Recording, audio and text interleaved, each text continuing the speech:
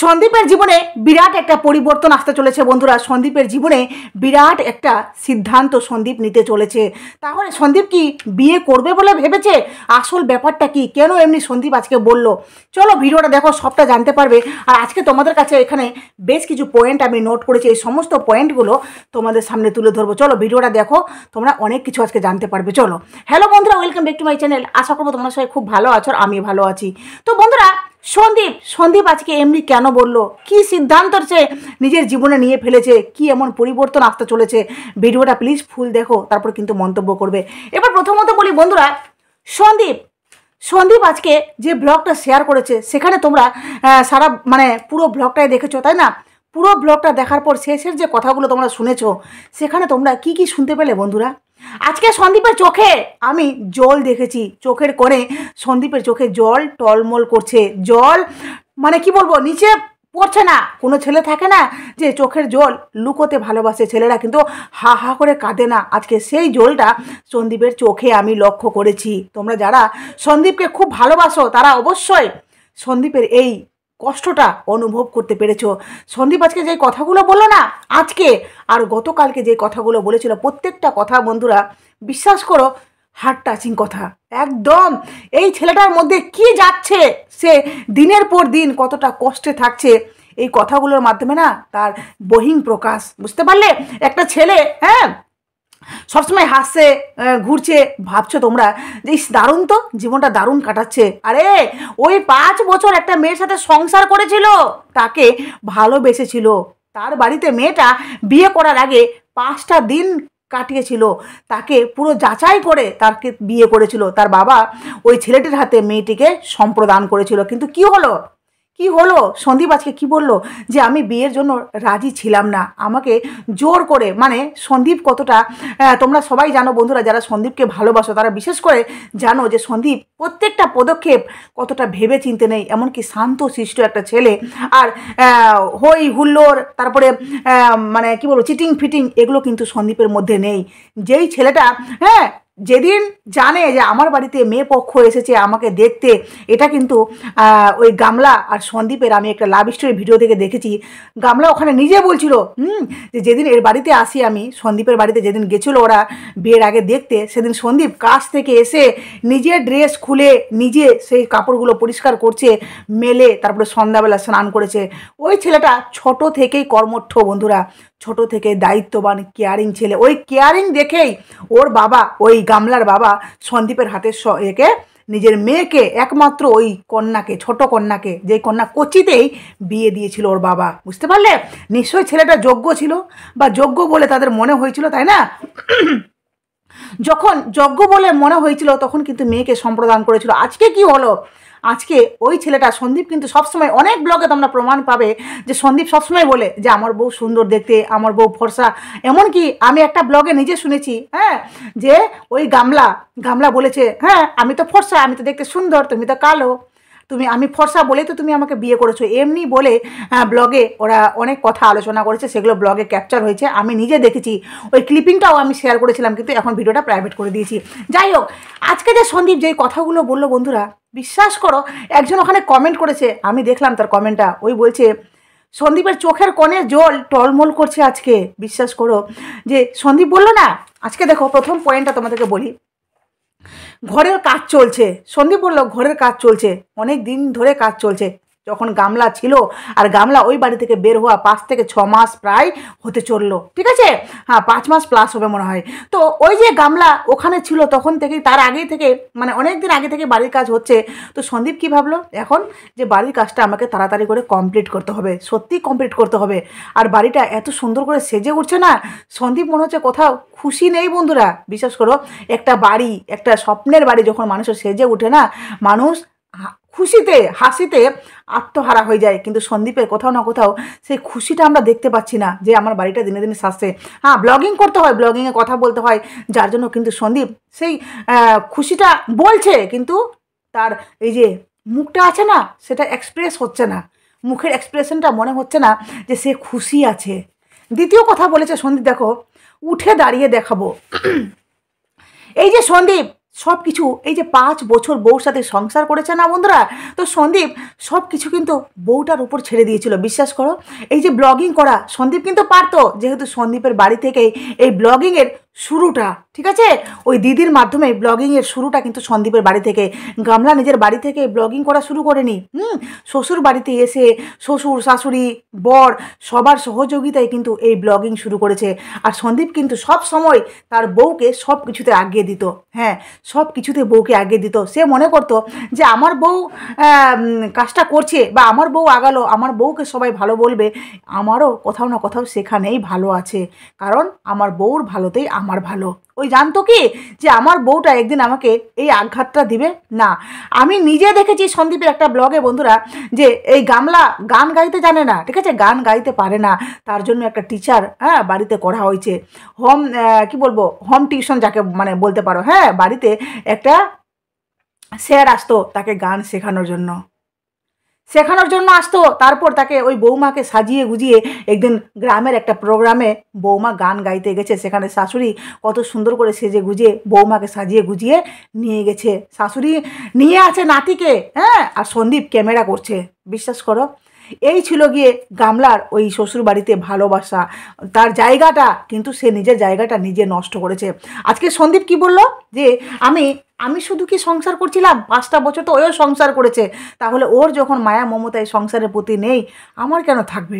আমি কেনই বা এত রাত দিন হাই হাই করবো বলো তো? কেন হাই হাই করবে একটা বাচ্চা, তাই না?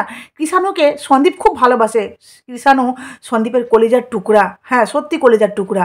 তাছাড়া এই যে বাচ্চাটি শুধু কি মানে সন্দীপের বাচ্চা ওটা, না গামলারও বাচ্চা? দুজনেরই বাচ্চা না? একটা স্বামী স্ত্রী মিলিত প্রয়াসে কিন্তু একটা বাচ্চার জন্ম হয়। সেই বাচ্চাটা আজকে যে সন্দীপ দায়িত্ব নিয়েছে বন্ধুরা, সেখানেও তাকে কত কথা শুনতে হচ্ছে বলো তো? একটা বাচ্চা মানুষ করতে গেলে কত কষ্ট হয়। যারা বাবা বা যারা মা, তারা জানো যে একটা বাচ্চার পিছনে কতটা লেবার দিতে হয়।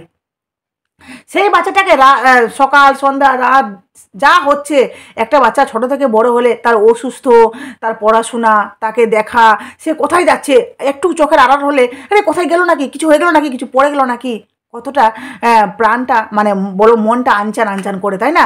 সেই বাচ্চাটাকে যখন বাইরের মানুষ বলে যে বাচ্চাটাকে নাকি, হ্যাঁ, বাচ্চাটাকে নিয়ে ভিক্ষাবৃত্তি করছে, বাচ্চাটাকে নিয়ে নাকি এরা, হ্যাঁ, ওই কন্টেন্ট প্রপ হিসাবে ব্যবহার করছে, ভাবো তো কতটা আঘাত লাগে, কতটা আঘাত লাগে। রাত দিন কষ্ট করছে বাচ্চাটার জন্য, দাদু ঠাম্মি, ওই সন্দীপ। ঠাম্মি কখনো বলে না যে আমি আর পারবো না, আমি আর খাওয়াতে দাওয়াতে পারবো না, এভাবে কি বলে কখনো? আরে যতটা পারে না ততটা কাজ করার চেষ্টা করে ওর ঠাম্মি। তো সেই মানুষটিকে শুনতে হচ্ছে যে ওরা নাকি বাচ্চাটাকে প্রপ হিসাবে ব্যবহার করছে। সেটা কে বলছে?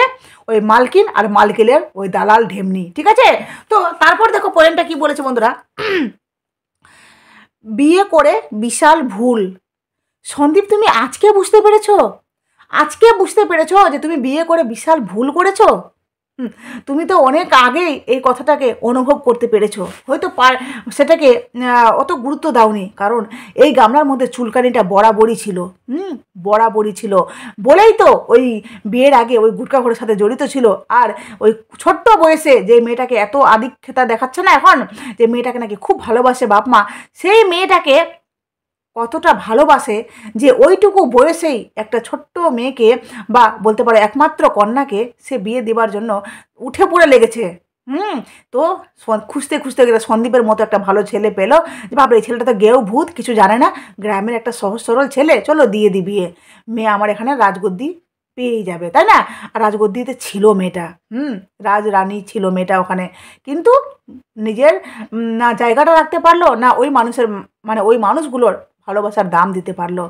আজকে সন্দীপ হাড়ে হাড়ে টের পাচ্ছে যে ওই বিয়েটা কি ভুল ছিল। সন্দীপ, তোমাকে তখনই বুঝে যেতে হতো যেদিন এই গামলা ওই নিজের ফ্যামিলির সাথে তোমাকে বিয়ের আগে দেখতে গেছিলো, তখনই বুঝতে হতো যে ওই সময় যখন তোমার বিয়ে হয়েছিল, ভাবো ওই মেয়েটা মানে কতটা চুলকানি, যে ছেলে দেখতে যায়নি অথচ মেয়ে দেখতে চলে এসেছে ছেলে কেমন, ভাবতে পারছো? ওখানেই বুঝতে হতো যে মেয়ের মধ্যে খুব চুলকানি আছে।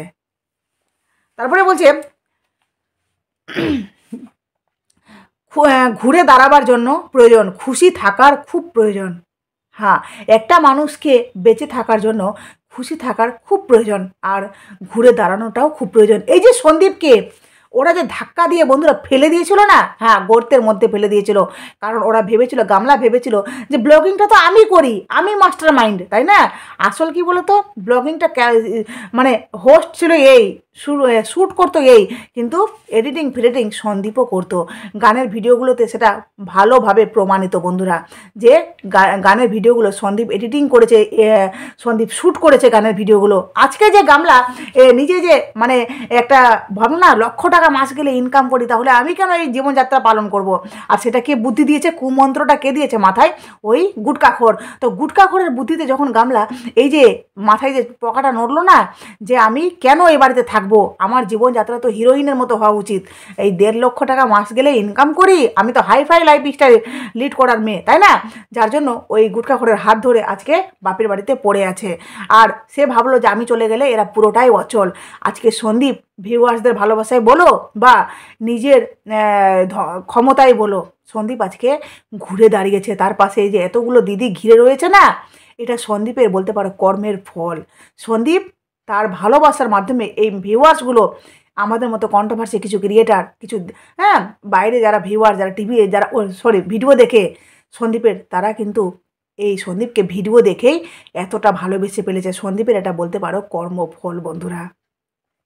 তারপরে বলেছে সন্দীপ নিজে আনন্দ করছে, আমি অনেক দূর। হ্যাঁ, এবার কথাটা হলো, সে বলছে, সন্দীপ বলছে যে সংসারটা তো আমরা দুজনে করেছিলাম, তাহলে সে সংসারটা ফেলে রেখে নিজের সব আনন্দ করছে, তাই না? নিজের সব কিছু চাহিদা মেটাচ্ছে, এখানে যাচ্ছে ওখানে যাচ্ছে, আনন্দ করছে, ঘুরছে ফুরছে। মনে হচ্ছে ওকে দেখে যে ওই বাচ্চাকে ছেড়ে গেছে, মনে হচ্ছে ওই মেয়েটাকে দেখে যে ওই মেয়েটা আদৌ 5 বছর সে সংসার করেছিল না, ওর মধ্যে বিন্দু মাত্র কোনো চিহ্ন নেই। হ্যাঁ, আমরা ক্যামেরার মধ্যে যতক্ষণ ওই থাকছে ততক্ষণ আমরা বিন্দু মাত্র ওর কোনো চিহ্ন দেখতে পাচ্ছি না। ডেলি ব্লগিং একটু না আধটু দেখা যাবেই বন্ধুরা, আসল ওর মধ্যে কোনো রকমের এই যে দুঃখ বাচ্চাটাকে নিয়ে বা নিজের অতীতকে নিয়ে যে তার কষ্ট, কোনোটাই তার মধ্যে নেই, যার জন্য ওকে দেখতে পাচ্ছে না। তাহলে সন্দীপ তো ঠিকই বলেছে যে আমারও খুশি থাকার অধিকার আছে, আমিও খুশি থাকবো, আমিও চলে যাব গিয়ে অনেক দূরে, যেখানে গিয়ে আমি নিজের মতো করে নিজেকে শুরু করব। সন্দীপ এই কথাটা বলার সময় না, সন্দীপের চোখের কোণে জল টলমল করছিল, যে শুধু আমি ভাবছিলাম সন্দীপ চলে যাবে, সত্যি সন্দীপ অনেক দূর চলে যাবে তার বাবা মাকে ছেড়ে।